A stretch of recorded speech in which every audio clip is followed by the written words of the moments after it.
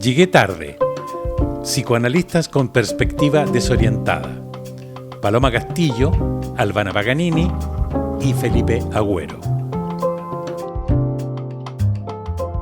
Bienvenidos a Llegué tarde, psicoanalistas con perspectivas desorientadas, que intentan sobrevivir a un mundo complejo, que va demasiado rápido, que nos satura de información con redes sociales y líderes mundiales agresivos. Pero por suerte tenemos nuestros peluches, el OnlyFans de Katy Barriga, la cúrcuma y sobre todo la amistad y la conversación para intentar darle con el mundo en el que vivimos. ¿De qué no hablaremos hoy, Patricia? Bueno, hoy día no vamos a hablar de OnlyFans y la porno política, porque además entre que grabamos el anterior y este han pasado 700 cosas que van desde la cosa más cómica, ¿no? Como, no sé, porque que se hayan transformado Katy Barriga en un personaje que puede lucrar desde su casa estando en detención, ¿no? Pero además que en su primer día haya ganado 7 millones de pesos por publicar fotos, ¿no? Una noble hija de la UDI de la ultraderecha chilena en esta plataforma no deja de ser algo digno de no ser tratado, pero claro, además pasaron más cosas con este tema como de la porno política, ¿no? Cómo se ha ido transformando la política en un espacio en el cual la vida sexual, la violencia, el abuso, la arbitrariedad de los tribunales se han ido transformando en una escena cada vez más compleja de tratar y que evidentemente no se puede tratar en un podcast. Por lo menos no estamos preparados nosotros hoy día para hablar de eso. Sí, es bien indisoluble de las redes sociales, se solapan todos los espacios, uno ya no entiende nada. O sea, está Jorge Valdivia acusado de todos tenemos miedo al pisco sour. Yo tengo miedo. Ayer yo iba a tomarme un pisco sour, pero me dio miedo. Porque la verdad tequila. A esta altura yo creo que tomé tequila fue peor. Debo decir, mala idea cambiar pisco sour por tequila. ¿Ya? Eso es parte de lo que tengo para recomendar hoy. Pero recordemos igual, el pisco sour no viola. No. Y que tampoco se transforme en una herramienta xenofóbica, ¿no? Porque esto puede terminar siendo como una especie porque es pisco sour peruano. Contra el restaurante Ajiseco, es porque es peruano, que efectivamente se transformó en el chivo expiatorio de cualquier práctica de denuncia de abuso, etcétera, ¿no? Claro, es tan fácil perderle el hilo a las cosas hoy en día. Absolutamente. Oye, y Albana, ¿de qué más nos hablaremos hoy? Bueno, yo creo que no vamos a hablar de Elon Musk y su delirio de transformarnos en una especie de civilización espacial multiplanetaria, ¿verdad? Que nos quiere llevar a Marte, a todos, a vivir a Marte. Yo cuando leí esto dije, de nene debe haber visto mucho Viaje a las Estrellas. Y me acordé del doctor Spock. Dije, ¿tendrá una filiación con el doctor Spock? Tampoco vamos a hablar de la rifa del $1.000.000 que hace Elon Musk a los votantes de Trump. No sé si eso es legal en Estados Unidos, comprar votos de esa manera, pero ya me parece de una falta de pudor. Pero como decías tú, antes siempre se ha hecho un poco eso, los votos siempre se han comprado, escondida. Pero se hacía de una manera piola. Ahora parece que se publicita, ¿no? Compras tu red social y lo transmites a través de las redes sociales. O sea, es impactante. Bueno, pero de eso no vamos a hablar porque no estamos preparados. No. Al menos yo no estoy preparada. Y había otro tema que es el 18 de octubre, que ya muchos han hablado del tema y nosotros seguramente lo trataremos más adelante, pero como siempre llegamos tarde y necesitamos más tiempo para procesar que los demás, sí. A nosotros nos cruje más lento, lo tomaremos más adelante. Y porque además hay como una necesidad como de todo el mundo de pronunciarse muy ligeramente. Esto que es la disociación entre el mundo académico, el mundo político y las consecuencias concretas de un movimiento que tiene muchas capas y mucha complejidad, ¿no? Digamos, el estallido social del 18 de octubre es un momento en el que confluyen muchísimas cosas, ¿no? Y que además tiene el efecto de un acontecimiento sobre el cual después hay muchas consecuencias, ¿no? Y muchas de esas consecuencias son súper dolorosas, ¿no? Tenemos este caso del chico de uno de los que tiene trauma ocular, que se suicida el mismo 18 de octubre, ¿no? Entonces, como que no es un tema que se pueda tratar como con banalidad, creo. Ese en particular creo que es un tema que merece pensarse con las consecuencias que implica encontrarse con algo de la realidad que contiene o tiene mucho dolor también dentro. Yo estoy de acuerdo contigo, Paloma. Yo creo que si hablamos ahora, el riesgo es banalizar. La sensación que yo tuve en este octubre, desde la palabra octubrismo, que es horrible, es una banalización de un momento tremendamente complejo, ¿no? Así que yo estoy de acuerdo en llegar tarde y que nos tomemos tiempo para hablar de ese tema. Sí, a mí también me sorprendió escuchar muchas personas decir que, o sea, como saliendo un poco del closet, como que nunca pensaron en realidad que esto tenía que ver con las dificultades de la vida material de los chilenos, que también me parece bastante sorpresivo.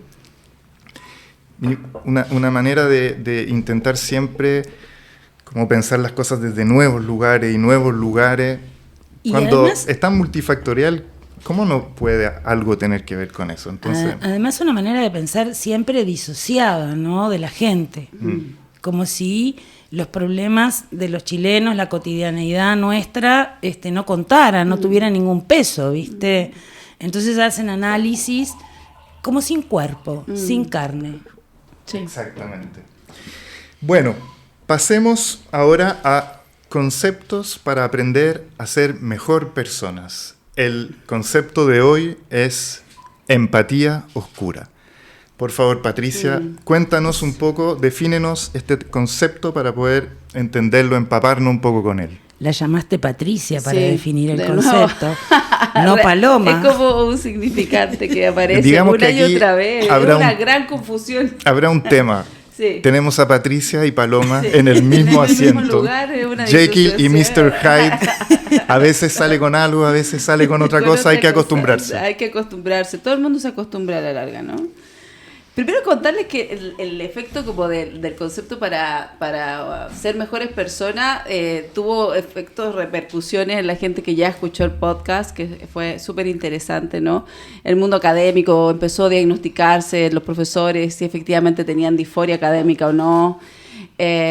Con respecto al concepto de el heteropesimista, tuve una conversación súper graciosa con una amiga que me decía que ella en realidad no era heteropesimista, sino que ella era heterorealista, ¿no? Que en realidad no podía hablar sobre heteropesimismo cuando se trataba de constatar cómo estaba el panorama de la relación entre los sexos, ¿no? La no relación entre los sexos. Entonces estuvo bueno, nos reímos, permitió como un poco hablar de esto que aparece, que son estos conceptos que nos asaltan para poder describir cosas, ¿no?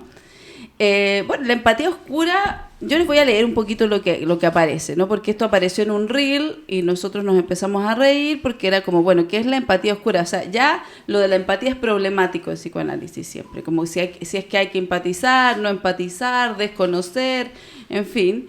Pero además una empatía oscura, ¿no? Ya parecía como un fenómeno venido del inframundo.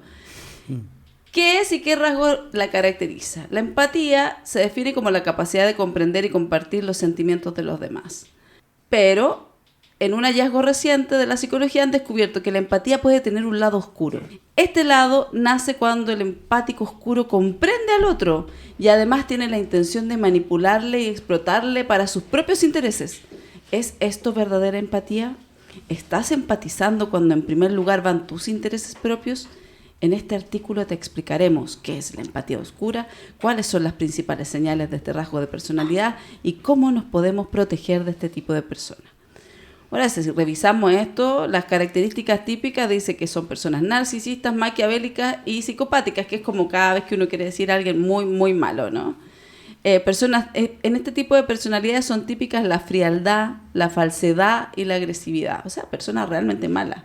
¿Es una empatía oscura? ¿Cuáles serían las señales? Será demasiado extrovertido, tener mucho liderazgo, sociabilidad y amabilidad. No sé qué quiere la gente ya, ¿no? Yo tampoco. Porque está mal ser sociable y amable. Y además son peligrosos, dice, porque son buenos en el bombardeo amoroso. Te colman de afecto. Sí. Y eso que leíste de la tríada oscura, parece que la empatía... La tríada oscura, yo me imaginaba a Darth Vader, ¿viste? Yo me fui para el Señor de los Anillos. Te fuiste para el Señor de los Anillos, yo me fui para Darth Vader. Sí, ¿y qué le ocurre a la gente con esta idea como de encontrarle un costado oscuro a algo que incluso el propio campo de la psicología había planteado como lo más, ¿no? Porque en el fondo se trabaja la empatía en los colegios, ¿no? Hay que construir la empatía, hay una gran crisis de empatía. Son conceptos, son cosas que el cognitivismo ya había aventurado a poner en el tapete y ahora deciden que en realidad aquí hay algo sobre lo que hay que defenderse, ¿no? Que es esta empatía oscura que perfectamente podría ser cualquier psicoanalista, ¿no? ¿Y qué sería el ideal? Ser absolutamente transparente. Hablábamos de eso hoy con Felipe. ¿Qué sería la transparencia? No, pero digamos que en este caso, igual el énfasis está puesto en que toda esa herramienta al final va a tener que ver con que el individuo que la usa va a manipular al otro para un fin propio, personal, olvidándose de su persona. Yo creo que ahí podemos estar todos de acuerdo de que sería un uso negativo, digamos. Pero a mí me parece interesante como recuperar estos conceptos porque, no sé, muchas veces cuando escucho gente que lee acerca de narcisismo, psicopatía, maquiavelismo, después empiezan a hacer un screening de las personas que tienen alrededor y empiezan a encontrar que todo el mundo que es todos un son gran narcisistas. narcisista. Sí, está de moda. Que todo es muy complejo.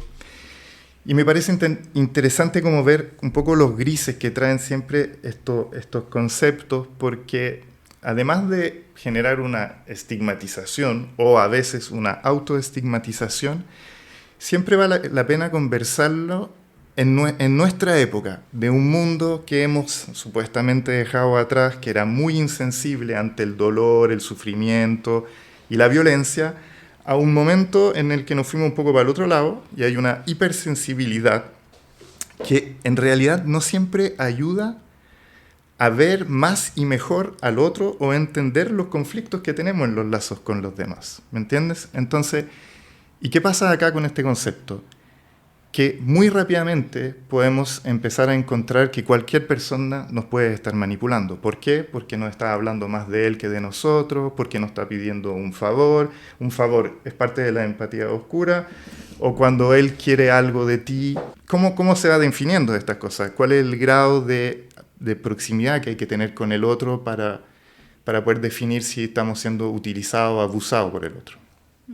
¿Y no habían palabras ya para eso? O sea, como, no sé, nosotros a eso le decíamos gente Barça. Sí, ¿no? Barça, exacto. ¿No? Chanta, manipuladores. que chanta, que manipulador. ¿Cuál es la necesidad que tenemos de ponerle un concepto psicológico a esto, no? O sea, como, si lo logramos poner como psicológico, ¿se transforma en algo más legítimo? Y otra cosa, encontrar que esos rasgos en una persona pueden ser atractivos también. Que claro. eso pasa mucho, porque yo cuando leía el concepto, la verdad que decía, eso debería ser parte de cualquier clase de desarrollo personal hoy en día, porque esto te lleva a poder tener una vida en nuestro tipo de sociedad en la cual progresas, avanzas, compites, te cagas a los demás, porque eso es parte de nuestro sistema, de la manera en que nos están indicando que tenemos que relacionarnos para hacer las cosas. Entonces es un concepto absolutamente imprescindible para las grandes gerencias. Yo creo que es un concepto efectivamente imprescindible para ser mejores personas. Pero Elon Musk es un empático oscuro o transparente. Sí, o sea, porque Elon Musk es como la representación viva de todas esas cualidades, ¿no? O sea, es un hombre atractivo, ha salido con un montón de modelos, ¿no? Bueno, atractivo no lo sé. No sé, la gente tiene muchísimo dinero, ganó en todas partes, o sea, claramente utiliza todo en función de sus intereses, ¿no? Digamos que los intereses de Musk en Trump no son precisamente altruistas, ¿no? Como que en el fondo son, básicamente, ni siquiera son políticos, ¿no? Son económicos. Son económicos. Entonces, bueno, uno podría decir esto define aquí, ¿no? Como... Bueno, capaz que Elon podría ser un empático oscuro. Uh-huh. Podría ser. Podría ser, ¿no? O un maquiavélico. O podría ser un maquiavélico de la hipermodernidad. El Maquiavelo actual. Igual nosotros capitalista. teníamos otros conceptos para Elon Musk, que era más, a mí me gustaba más el de que era simplemente un hijo de puta. Ya sí, está. a mí también. Sí, ya está. Empático oscuro es darle demasiado lugar a la psicopatología. No, pero es interesante lo que decías tú, de que efectivamente esta especie de darle una cientificidad a los conceptos y que aparezcan como en revistas, digamos, le genera algo muy atractivo a las personas. Es como realmente un imán donde quieren saber más y es complicado porque a nosotros nos cuesta poder a veces definir quién es un verdadero narcisista, quién es un psicópata, y hoy en día digamos que aparecen estas palabras que no son muy mediadas ni transadas y que a veces efectivamente generan dificultad en los lazos más que los facilita, tanto para los demás como para uno mismo. Tratar de entenderse, comprenderse, ¿me entiendes? Además, pensaba en esta palabra también el narcisismo, ¿no? Que es como sinónimo también de ser persona mala o mala persona, cuando en realidad en la clínica lo que vemos es que las estructuras narcisistas son de una fragilidad impresionante. O sea, estamos hablando de otras cosas. Y entonces el narcisismo parece que tiene una mala prensa espantosa, ¿no? Es como ser malo, Maquiavelo, en fin. Y se confunde también narcisismo y psicopatía, que son registros además distintos. Desde el punto de vista clínico no es lo mismo. Claro. Sí. Entonces, todo cae en una bolsa donde se simplifica, ¿no? Efectivamente, no sé, a mí me parece un concepto choto. Ahora, algo que llama la atención del concepto es que creo que apela en esta cosa del maquiavelismo, ¿no es cierto?, a una especie de gente que es buena para engañar en el fondo, que seduce, que manipula. Simplemente me parecía interesante hablar de cómo también la contraparte de ese tipo de ideas te lleva a la ilusión y a la idealización de justamente lo que decías tú antes, relaciones que estarían exentas de manipulación o de seducción, que serían transparentes, donde todo se dice, todo el mundo entiende qué siente y lo puede Relaciones muy desinfectadas, prever, diría yo. higienizadas. Higienizadas, eso, relaciones higienizadas. Podríamos inventar ese término, ¿no? Los vínculos higienizados. El higienismo en los vínculos. Ese es un buen término. Exacto, claro. Para no ser empáticos Una oscuros. palabra nueva, Sí. Un nuevo concepto que hemos creado en este podcast para el mundo. Sí. Higienismo. ¿Vivimos apasionadamente hoy? ¿Es peligrosa la pasión? ¿Es indispensable? Por un lado, estaba releyendo en verdad La pura pasión de Annie Ernaux, que habla de una mujer que se abandona a una aventura sin estructura, sin la protección que ofrece la ilusión de la previsibilidad, con un hombre casado, de otra cultura, sin una geografía exacta. Ahí me refiero a que este hombre, ella nunca sabe dónde vive, dónde está, ella solo espera su llamada, ¿no? Ella no tiene cómo contactarlo. Lo pone en el centro de su actividad mental y apelando, y eso me gusta mucho, igual que lo diga, que su experiencia ella se arrojó a eso con una suspensión total de su juicio moral. Es pura pasión lo que ella quería vivir ahí. Pero por otro lado, estaba leyendo una lectura social del psicoanalista italiano Massimo Recalcati, que también habla desde su radicalidad, una otra radicalidad, el hombre sin inconsciente. Y él plantea que nuestras manifestaciones principales ya no tendrían que ver con el amor y el deseo, pero más bien con el narcisismo y una tendencia a la adicción. La vida se convierte en una defensa permanente contra la angustia. Vamos construyendo identidades rígidas, petrificadas, conformistas, sin fisuras, como islas autísticas, comidos por la búsqueda de objetividad y la medida del rendimiento. O sea, tenemos a dos sujetos completamente distintos. Yo leí también lo de Anial, ¿no? Y vi también la película, ¿no? Que hay una película de esto. Y me pasa que es algo que también es súper clínico, ¿no? Como, primero el efecto de realización de que en el fondo todo lo de la vida cotidiana se vuelve un obstáculo. Dar desayuno, llevar al niño al colegio, todo lo que la vida cotidiana se vuelve algo que en realidad se vuelve irreal, ¿no? Lo que es verdaderamente irreal es todo lo que está por fuera de esta espera, ¿no? Porque todo lo demás es un obstáculo. Y lo segundo que me pasa es que me pasa que no puedo evitar la pregunta clínica de si en realidad esto tiene que ver con algo que necesita, primero, que quiere vivir esto, lo decidió, ¿no? O más bien hay una necesidad de otro tipo, hay que interrogar, digamos, ¿por qué alguien en el fondo entra en una relación así más allá de la cuestión sexual, ¿no? Porque es más allá de la cuestión sexual lo que hay en esa relación, ¿no?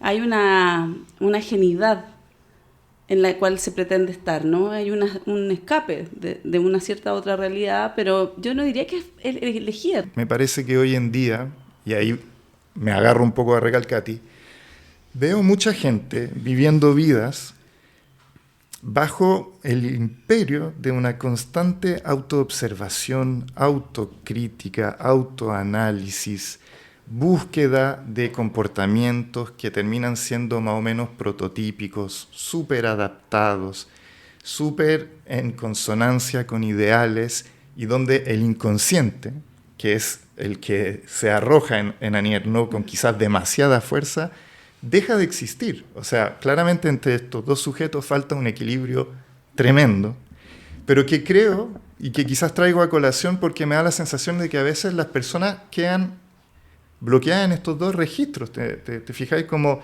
por no poder encontrar equilibrio, estar haciendo un pequeño acting out por ahí y después reparar y tener una conducta un poquitito más adaptada, pasan las personas de mandarse unos tremendos cagazos a estar por otro lado gestando personalidades súper estructuradas, súper rígidas, súper pensadas, que miran todos los conceptos sí que van saliendo y que se alimentan de ellos, para tratar de entenderse más, para llegar a una hiperconciencia, o lo que dice Recalcati, estar en la voluntad de la voluntad.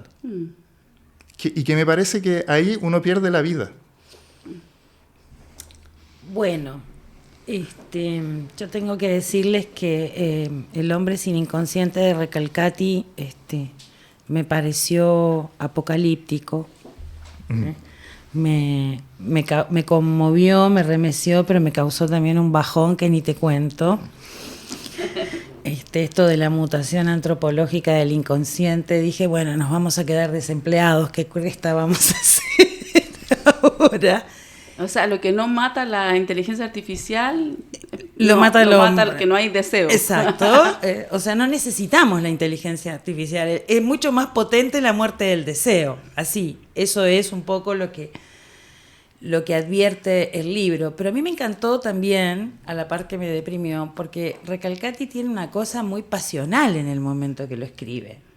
O sea, yo no lo había leído desde el 2009... y dije, está enardecido este hombre escribiendo estas identificaciones sólidas, estos sujetos atrincherados, la indiferencia absoluta del semejante, vamos a quemar, no sé, me pareció un Recalcati que hablaba de estas cosas muy tremendas, pero muy enardecido, ¿no? Y con una posición muy política también, de la hipermodernidad.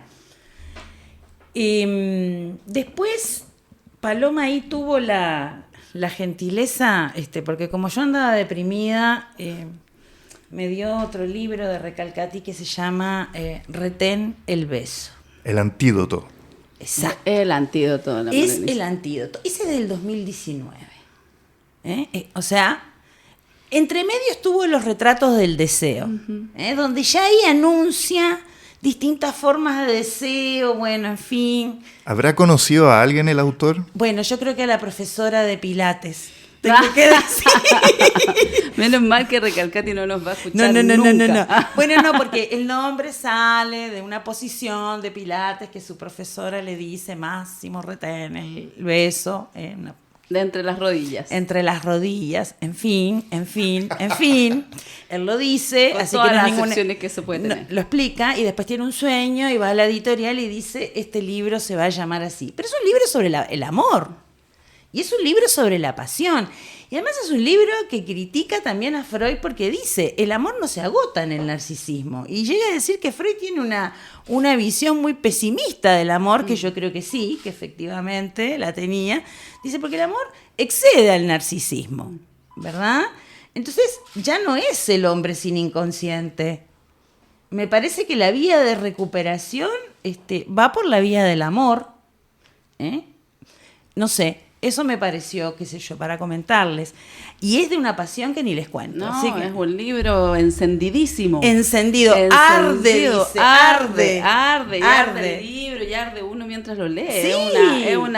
Sí, sí. Es totalmente, pero yo creo que conecta muy mágicamente con esto, ¿no? Porque en el fondo, en esta búsqueda, ¿no? En este recuperar qué es lo que ocurre en la pasión, ¿no? Hay algo en ambos casos que tiene que ver con el abandonarse un poco, ¿no? Sí. Abandonar el yo. Claro, ¿no? porque él dice, no es el yo el que ama, evidentemente. No es el yo el que No ama. es el yo el que ama, ¿no? No, el yo tiene justamente, bien por lo contrario, su necesidad de control. Hace otra pega, justamente. Uno puede tener una pasión por cuando empieza a catalogar al otro con categorías como la de empatía oscura, ¿no? Cuando hay que prevenirse de quien te da demasiado, de quien te entiende mucho, de quien... o sea, es difícil poder... Imagínate, o sea, el personaje de Annie Ernaux es un personaje que se abandona a alguien que no conoce, con quien no habla, y que definitivamente lo único que quiere es ir cada cierto tiempo a tener estos encuentros sexuales con ella, y que no provee nada de eso que el desarrollo personal dice que tiene que ser una pareja que te ama, ¿no? Exacto. Que te contenga, O sea, que te escuche. digamos que ella cuestiona, o sea, nos obliga a preguntarnos sobre el lugar del otro hoy en día en las personas. Y justamente, bueno, la gente dice estamos muy narcisistas hoy en día, exacto, planteando el aspecto negativo del concepto de narcisismo, como decías tú, Albana, pero también de la imposibilidad de dejar entrar el otro. Muchas veces en los lazos, en lo que escucho, en lo que veo hoy día, por ejemplo, todos estos conceptos que parecen haber saturado excesivamente un poco el campo interrelacional. Está bien tener más palabras, poder comprender más los comportamientos, los estados mentales, las maneras en que nos relacionamos con los demás, pero efectivamente veo mucho personas que están muy preocupadas como de entrar casi teóricamente en las relaciones. Escuchándolos a ustedes, al enamoramiento, por ejemplo, de Werther, del joven Werther, de Goethe, del romanticismo, ¿no? Que llega incluso a la muerte, ¿no? Una especie como de pasión ciega, que era propio de la época romántica, ¿no? Entonces yo dije, bueno, a lo mejor en estos tiempos estas pasiones son como intentos desesperados de los sujetos para construir una alteridad distinta, ¿no? O no sé. Pero Por lo menos una alteridad que no tiene que ver con comprender, ¿no? Exacto. Que no tiene que ver con explicar, que no tiene que ver con esta cantidad de esta parasitación del cognitivismo en nuestras vidas, Claro, ¿no? Que en el fondo porque todo es hay que entenderlo. Exacto, porque esto es el amor como locura, ¿no? Por eso cuando los escuchaba yo pensé en Werther, el joven Werther, que era como el modelo del romanticismo, que se enloquece de amor. o un amor de Swann de Proust, que también es También. cómo un joven da jugo pesado con una chiquilla, a grandes rasgos. Claro. Pero voy a retomar algo del Recalcati deprimido del 2011, que sí yo creo que es interesante tomar en consideración, porque hoy en día quizás también la pasión se confunde con la excitación, y la excitación proveniente de lo adictivo. Ah, también. Porque uno está hablando de intensidades, ¿no es cierto? Como la pasión tiene su intensidad, pero también te lo ofrece otro tipo de manera, el consumo, de todo tipo de cosas, digamos, y que él tendería a decir de que en del consumo de cosas y de la intensidad y de la velocidad y de la rapidez de las cosas, no se encuentra la pasión ahí. Pero fíjate que el kit está en la espera. Interesantísimo. Que es una Exacto. continuidad, pero hay momentos hay momentos que yo diría que son momentos en que efectivamente alguien transita desde esa continuidad interminable, ¿no?, de la espera, y produce cortes, que son cortes importantes, que son el dar jugo. O sea, la gente cuando da jugo se transforma efectivamente en un sujeto, ¿no? Es un sujeto en la película Gloria, cuando la mujer va a lanzar pelotas en la casa del tipo. Ahí se abandona una locura, pero se abandona desde la perspectiva de hacer un determinado tipo de corte. Yo soy súper fan de la gente que da jugo. Yo creo que es importante dar jugo muchas veces en la vida. Y ir a buscar a alguien a su casa, el mandar mensajes, el dar jugo como una posibilidad de decir, bueno, yo soy alguien que toma la palabra con respecto a su deseo y que hace algo con esto que no es solo padecerlo, ¿no? Entonces yo creo que ahí hay grandes personas que han dado jugo, montones, personajes increíbles de la literatura, artistas, y que hay que pensar en el jugo como un lugar de posicionamiento subjetivo. Que sí, hay algo bonito y extraño y difícil que nos da el psicoanálisis, es que dentro de nosotros hay algo que va más allá de nosotros y que a veces nos puja y que no controlamos, que no entendemos y que podemos ir comprendiendo con el tiempo, siempre a posteriori. Por eso la espera es algo importante, digamos, en nuestras vidas. ¿Has visto? A mí, todas las personas que están en las redes tratando de buscar pareja en las aplicaciones, como que están como chatas del interrogatorio que inevitablemente se hace cuando vas conociendo a la persona y que no la puedes conocer en presencia. Porque efectivamente empezáis con un formulario y empezáis a hacer tus checks, tus cuestiones, y ya vais conociendo a la persona desde una manera bien extraña. Exacto. Y que no deja espacio como para quizás poder... Ay, pero a mí lo que me parece más extraño de eso es como la falsa intimidad que se crea. Porque como que hablan con alguien por chat y después se juntan y es como si se conocieran de toda la vida, y luego entonces rápidamente todo esto que tiene que ver con conocer a alguien desde sus gestos se empieza a superponer con este conocimiento previo que tiene que ver con lo que el otro dijo que era, ¿no? Claro. Entonces eso es parte de las cosas que me llaman la atención, ¿no? Esta falsa intimidad que se produce a través de las redes, ¿no? Bueno, un tema de nunca acabar, y nosotros más bien abrimos temas más que intentar cerrarlo, así que podríamos retomarlo más adelante, digamos. Ahora, para cerrar, vamos a ir a nuestro Minuto Cafebrería, en el que vamos a recomendar distintas cosas. Presento yo lo mío primero. Dale. Porque tú después vas a terminar con un extracto de lo que vas a presentar, ¿cierto? Me olvidé hasta del nombre. Bueno, yo les voy a recomendar el libro El papel pintado amarillo de Charlotte Perkins Gilman. La autora es una mujer que nace en 1860 en Estados Unidos, en un entorno muy humilde, pero creció entre tías que en esa época ya estaban luchando tempranamente por el derecho de las mujeres y se vio estimulada intelectualmente por ese entorno. Y el libro en específico me pareció genial, es muy cortito, es una mujer con depresión postparto que es sometida por su propio bien y por su marido doctor a una cura de descanso. Una cura de descanso en ese momento era aíslate y no hagas nada, porque no puedes hacer nada. Cualquier cosa que te pudiese llegar a estimular te va a poner en peligro.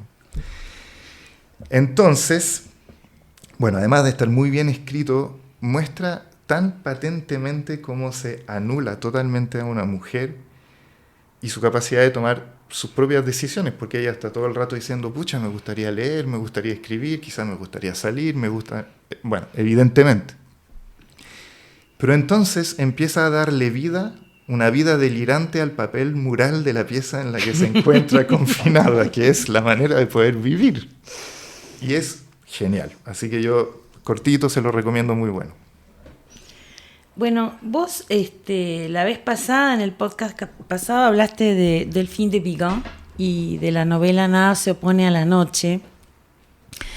Y yo justo tenía en mi mesita de luz el libro de las gratitudes, que no lo había leído, también que es cortito, y que creo que está relacionado con Nada se opone a la noche, porque es un personaje que siente mucho afecto por una viejita a la que cuida y a la que está en un residencial, pero que de niña subía cuando su mamá se enloquecía, y esto aparece en Nada se opone a la noche, a el apartamento de ella y se quedaba con esta vecina.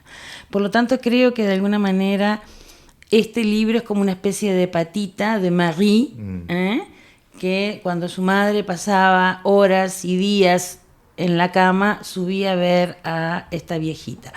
Entonces es un libro que ella escribe en homenaje, digamos, a esta viejita que se está muriendo, pero lo que tiene de lindo, que tiene humor, tiene mucho humor y mucha profundidad, porque el personaje, la viejita, tiene mucho humor.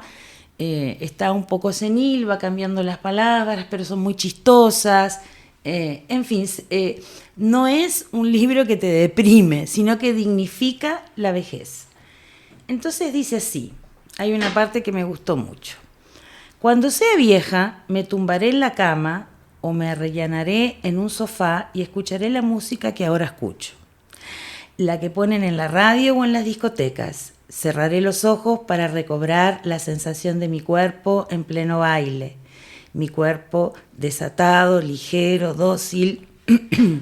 Mi cuerpo en medio de otros cuerpos. Mi cuerpo liberado de miradas ajenas, bailando sola en el medio del salón.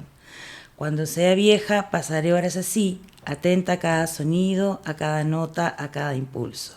Sí, cerraré los ojos y me proyectaré mentalmente en la danza. En el trance recuperaré uno a uno los movimientos, los quiebros, y mi cuerpo se ajustará de nuevo al ritmo, al compás, a la pulsación. Yo lo recomiendo porque es muy, muy, muy lindo. Muy buen libro. Excelente. Bueno, y con eso nos despedimos. Muchas gracias por escucharnos. Nos vemos la próxima vez. Saludos. Desde la Cafebrería, un espacio que piensa, crea y debate.